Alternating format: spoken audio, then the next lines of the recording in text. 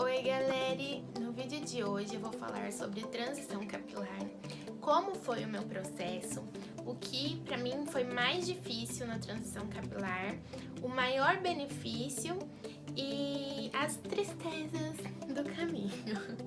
Se você ainda não é inscrito no canal, já se inscreva, e se você já é inscrito, não esqueça de ativar o sininho para quando eu publicar vídeo você ser notificado sobre o vídeo novo. Então vamos lá falar sobre essa trajetória chamada transição capilar.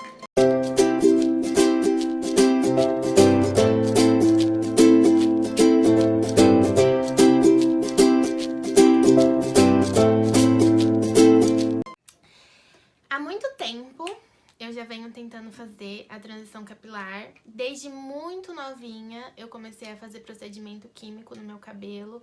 Eu acho que eu me lembre, desde os meus 8 para os 9 anos. E desde então eu não me reconheço de cabelo cacheado. Acho que mais ou menos em 2010 eu consegui deixar o meu cabelo crescer até mais ou menos uma altura aqui.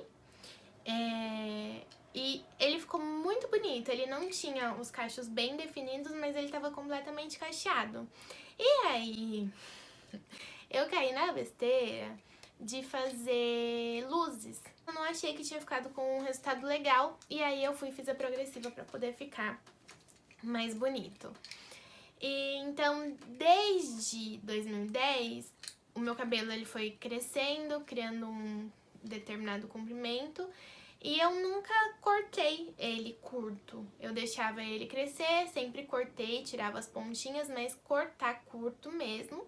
A única vez que eu me lembro de ter feito isso antes de começar o processo da transição foi quando tava na moda pintar metade do cabelo de vermelho, e aí eu pintei e depois pra tirar, só na tesoura. Foi quando eu tive um cabelo Chanel. Mas depois disso, o meu cabelo geralmente ele vai na altura da marquinha do sutiã atrás. Mulheres entenderão o que eu estou dizendo. E aí, acho que em 2014, eu fiz um propósito de não cortar mais meu cabelo. E o meu cabelo ele foi crescendo, crescendo, crescendo. Ele tava quase, se não já estava na cintura. E ele era bonito, mas ele tava muito despontado. E eu já tava sofrendo um pouquinho com essa história de progressiva, faz, não faz. Eu tinha parado também, na medida que eu fui deixando meu cabelo crescer, eu fui parando de fazer a progressiva, mas eu fazia outros procedimentos que modificavam a estrutura do fio. E aí eu decidi cortar, porque ele tava muito despontado, e cortei ele mais ou menos na altura da marquinha do sutiã. E ele ficou muito bonito, ele ficou com o cabelo mais vivo, eu puxei alguns reflexos na época e tinha ficado maravilhoso o meu cabelo. Só que aí eu decidi que eu queria tirar a progressiva definitivamente. E fui deixando o cabelo crescer. Conforme ele crescia, ele ia cortando, ele já tava um pouco mais curto, ele ia crescendo, eu ia cortando. Só que, se eu tivesse algum evento, alguma viagem pra fazer, o que eu fazia? Corria pro salão pra fazer botox. Porque é muito difícil, e quem tá passando pelo processo sabe, você ter um cabelo com duas estruturas de fio, onde o comprimento é liso e a raiz cacheada. Porque o seu cabelo ele não fica nada com nada, fica uma mistura de cabelo. A sua raiz faz assim, né, embrunha, e o comprimento fica aquele negócio morto. Da minha concepção, o cabelo fica horrível. Então, se eu fosse viajar, fosse pra piscina, eu fazia um botox pra fazer um cabelo mais uniforme. Ele é um pouco mais leve do que a progressiva, mas ele modifica a estrutura do mesmo jeito. Então, o meu cabelo, ele não enrolava, porque conforme ele ia crescendo, eu ia fazendo botox e eu ficava nesse processo ad eterno. Ainda que eu tava cortando, né, ele a cada determinado período, ele não crescia do jeito que ele tinha que crescer. E aí, um dia me deu a louca e eu procurei um salão especializado em cacho. E falei, vou lá. tentar, né, ver o que vai acontecer. Mas eu não tinha ideia que ele ia me deixar careca, porque foi como eu me senti. Cheguei lá, falei pra ele, o nome dele é Bill, falei, Bill, eu quero desapegar da química, eu não consigo, porque conforme meu cabelo vai crescendo e eu preciso fazer qualquer coisa, eu corro fazer o botox, então eu queria que você fizesse um corte legal pra ele poder crescendo natural e que eu não faça mais química no meu cabelo. E aí ele falou assim, mas você está preparada? Eu falei, psicologicamente estou, porque eu fui trabalhando isso na minha cabeça durante um determinado período. E daí eu falei, vai que eu confio no seu trabalho, faça o que você achar melhor. Gente do céu, conforme ele foi cortando, o meu coração foi apertando, porque quando eu vi o tanto de cabelo que ele tinha cortado, eu fiquei desesperada, mas eu me mantive plena. E aí ele terminou, ele fez uma finalização muito legal, ele, nossa, super me elogiou, falou que o cabelo tinha ficado lindo. E eu olhava pro espelho e pensava, né, que merda que eu fiz. E na hora, tipo, ali, né, no meio do pessoal do salão, estavam me elogiando e eu empolgada, né, com o que tava acontecendo, fiquei bem. Mas quando eu cheguei em casa, que eu olhei pro espelho e eu não tinha cabelo, desta forma bem dramática, eu falei, meu Deus do céu, o que que eu fiz? E cabelo, gente, quando você corta, não tem jeito, não tem o que fazer. E quando você corta do comprimento que eu cortei, não tem mesmo o que fazer, porque até um alongamento, se você for colocar, é muito complicado. Porque a diferença do comprimento do fio não consegue, às vezes, esconder a faixinha, o que precisa esconder. E aí, eu comecei a chorar, sozinha em casa, ninguém tinha me visto ainda. Aí eu mandei foto pra minha tia e pra uma amiga nossa. Respirei fundo, chorei mais um pouco e não conseguia contar pro meu namorado e pra minha mãe o que eu tinha feito. Eu ficava pensando o que ele ia falar quando ele visse, o que ele ia achar, porque foi uma mudança assim drástica. Meu vizinho tá fazendo reforma, gente, vocês me dão um desconto, tá bom? Porque vai ficar assim mesmo o negócio. E quando a minha mãe chegou, a minha mãe linda, maravilhosa, que super me motivou, chegou e falou, o que você fez com o seu cabelo? E eu, mãe, eu cortei. Porque eu ia fazer mais o que, gente? Não tinha o que fazer, eu já tinha cortado, não dava pra colar o cabelo. E ela falou assim, não, ficou bom. Com aquela cara que você sabe que ficou uma bosta. Mas tudo bem, superei. E aí, não tinha muito o que eu fazer, porque o que eu costumava, eu tinha uma rotina, né, de lavar cabelo, escovar, e lá, e todo aquele procedimento, hidratar. Agora que eu tava com meu cabelo curto, o que eu podia fazer? Entrar no chuveiro e lavar. Não tinha cabelo pra enrolar, não tinha cabelo pra nada, nem pra pentear. Era passava o pente assim, era uma coisa bem básica, não tem muita opção de fazer o que com o seu cabelo. Não tem o que fazer, é aquilo ali que tem e tá bom. E como eu tinha esta rotina toda de cuidado, meu cabelo era muito precioso pra mim, eu acho que foi um impacto. O mais triste pra mim, acho que era olhar no espelho e não ter cabelo.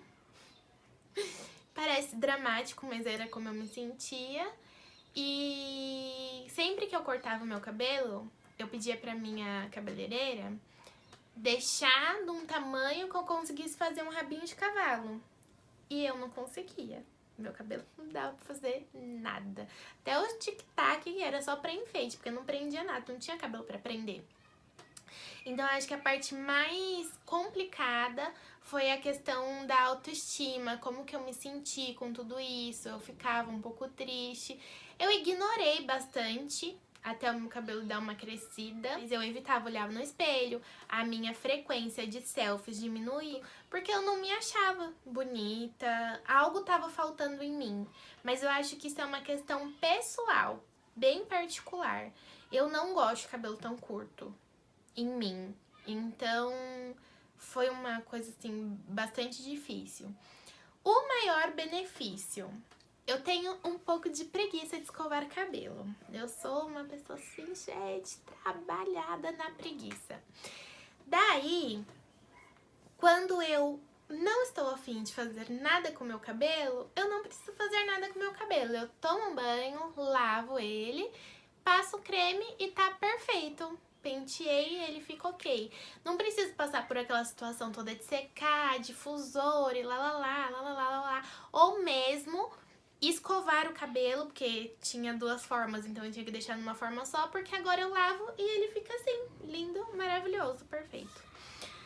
Pra mim esse foi o maior benefício, eu acho que era o que eu mais buscava, poder ir pra praia e não ficar pensando, tipo, levar secador, fazer escova naquele calor da praia. Nossa, isso é um tédio. Quem passa por isso sabe o quanto é difícil. E isso aprisiona a gente, é uma coisa que não tava me fazendo mais bem, eu queria a minha liberdade, eu fui atrás dela. E nada que a gente busca, né, é fácil. A gente precisa abdicar de algumas coisas, a gente precisa sofrer um pouquinho. Aí, na transição capilar, você tem duas opções. Ou você sofre com a questão estética das duas estruturas de fio, ou você sofre com o choque, que também envolve um pouco a estética, né, a autoestima, enfim, que é fazer o Big Shop, o corte que vai dar a solução dos seus problemas. Eu escolhi pelo corte porque eu não tinha realmente capacidade de deixar o meu cabelo em duas estruturas, não conseguia manter a escovação, e aí pra mim foi o mais fácil. De uma questão física, externa, mas foi bem difícil internamente. Se falassem assim, Stephanie, você faria de novo? De jeito nenhum. Eu deixaria o meu cabelo crescer e conforme ele tivesse um comprimento ok, passava a tesoura. Mas fazer o que eu fiz, eu não faria mais.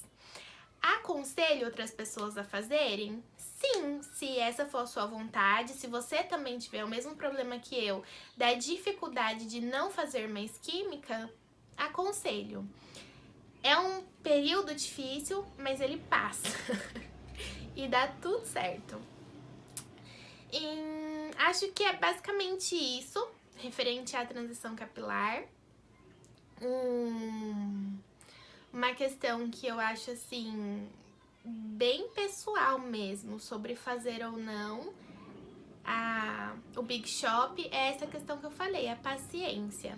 Mas tenha paciência, no final vale a pena, você vai vendo os resultados e conforme vai crescendo e você vai vendo como seu cabelo vai tá ficando lindo, você tem uma motivação, você pensa assim, ainda bem que eu fiz, e hoje isso me influencia a nunca mais na minha vida fazer química no meu cabelo. Mas só se eu estiver muito surtada, muito mesmo, porque do contrário eu não faço.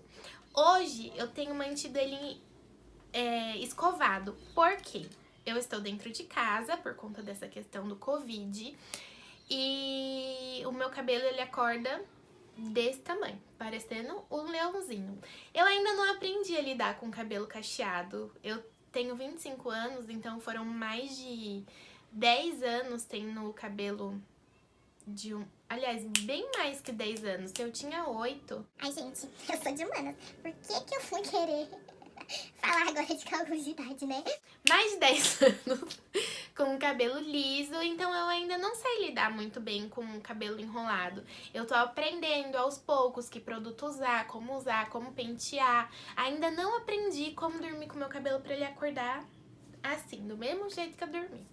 Mas eu espero aprender Eu também tenho tido uma rotina de tratamento para crescer o meu cabelo, mas isso eu vou falar com vocês em um próximo vídeo, que desse aqui é só sobre essa questão mesmo da transição que eu queria compartilhar com vocês.